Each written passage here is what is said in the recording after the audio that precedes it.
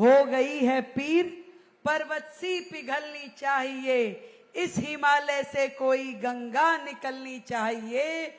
सिर्फ हंगामा मचाना, सिर्फ हंगामा मचाना हमारा मकसद नहीं है दोस्तों। हो सके तो ये सूरत बदलनी चाहिए, सूरत बदलनी चाहिए। और दिल्ली की ये सूरत बदले, इसके लिए आज मंच पे उपस्थित हमारी सरकार के सभी माननीय मंत्रीगण, हमारे दिल्ली के सभी आदरणीय सांसदगण जिस प्रकार से एकजुट होकर के दिल्ली की सेवा के लिए, दिल्ली की समृद्धि के लिए और दिल्ली के विकास के लिए जुटे हैं, मैं चाहूंगी यहां उपस्थित एक एक व्यक्ति जोरदार तालियों से आप सबका अभिनंदन करे। एक वो मंच हुआ करते थे जहां पर कभी मिलकर काम करने की मंशा नहीं होती थी, कभी स्थानीय सांसद से बात नहीं होती थी कि कहीं ऐसा ना हो किसी काम का क्रेडिट लेना और देना ना पड़ जाए। काम सांसद करते थे तो क्रेडिट सरकार लेने की कोशिश करती थी, और सरकार यदि गलती से कोई प्रोजेक्ट उठा ले तो कभी लोकल किसी जनप्रतिनिधि से बात नहीं करती थी।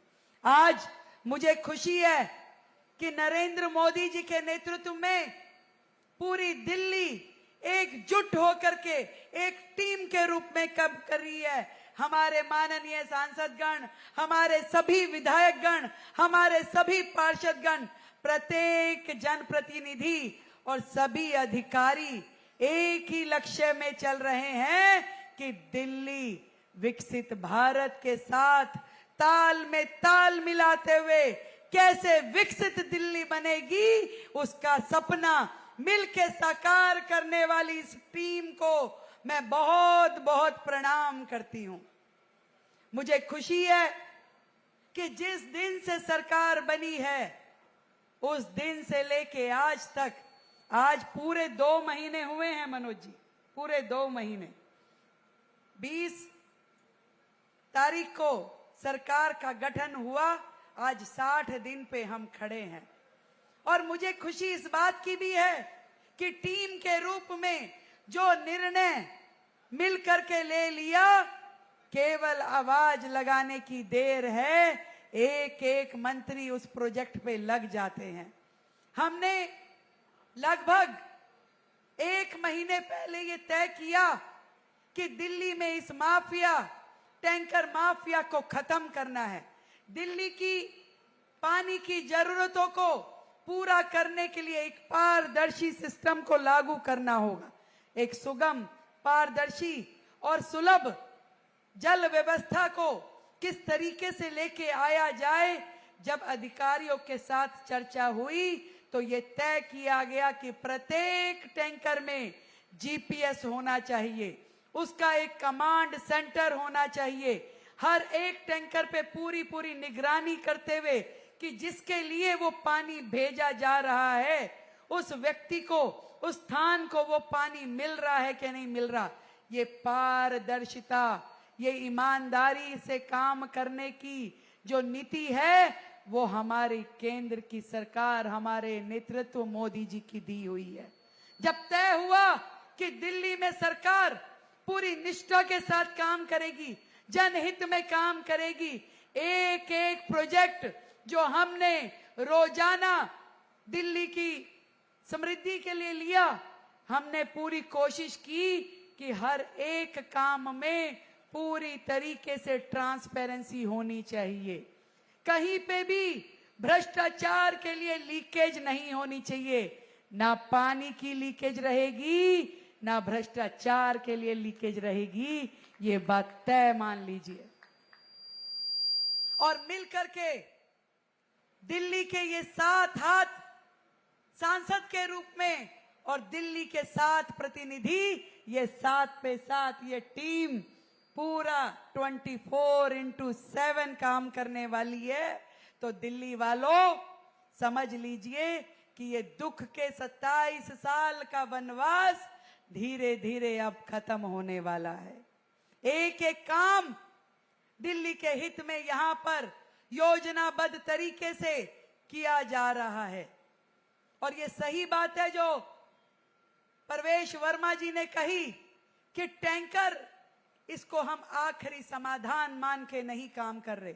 हमारा लक्ष्य है हर घर तक जल हो और वो भी नल के माध्यम से हो। इस लक्ष्य को पूरा करने के लिए पूरी दिल्ली का एक लेआउट प्लान बना करके, एक पूरी टाउन प्लानिंग करते हुए हर घर तक नल के माध्यम से जल पहुंचाने का काम क्रमबद्ध तरीके से दिल्ली में किया जाएगा। एक नई सोच, एक नई प्रणाली और नई पारदर्शिता का शुभारंभ अब सरकार के द्वारा किया जा रहा है।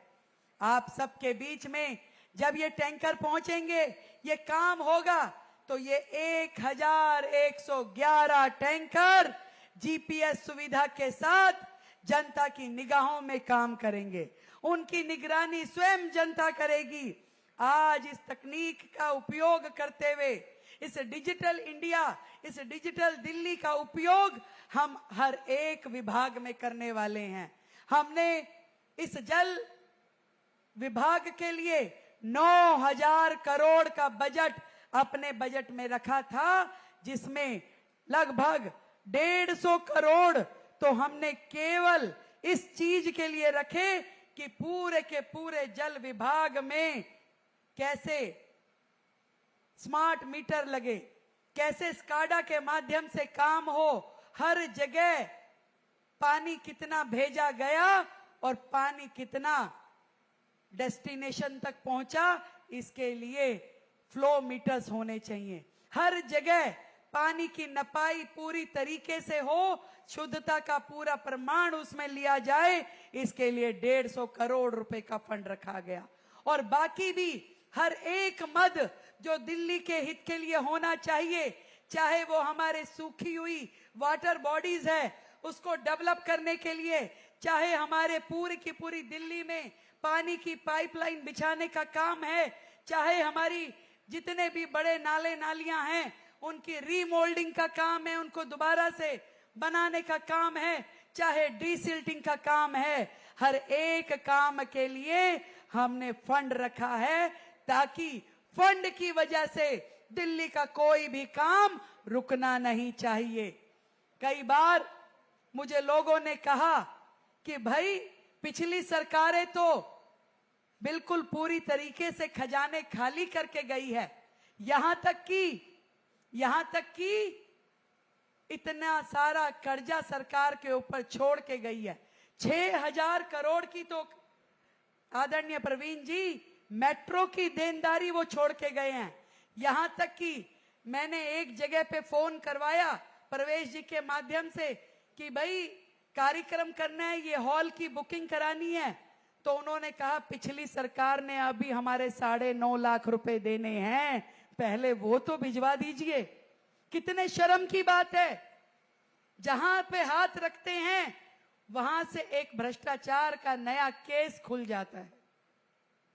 ऐसी सरकारें जो यहां सच में उनको सही नाम दिया गया आपदा सरकार। मुझे खुशी है कि दिल्ली के लोगों ने इस आपदा से पीछा छुड़वाया, इसी कारण से दिल्ली अब आगे बढ़ पाएगी। हमारे बहुत ही परम पूज्य पंडित दीनदयाल उपाध्याय जी ने कहा था कि ये राजनीति राष्ट्र सेवा का माध्यम होना चाहिए।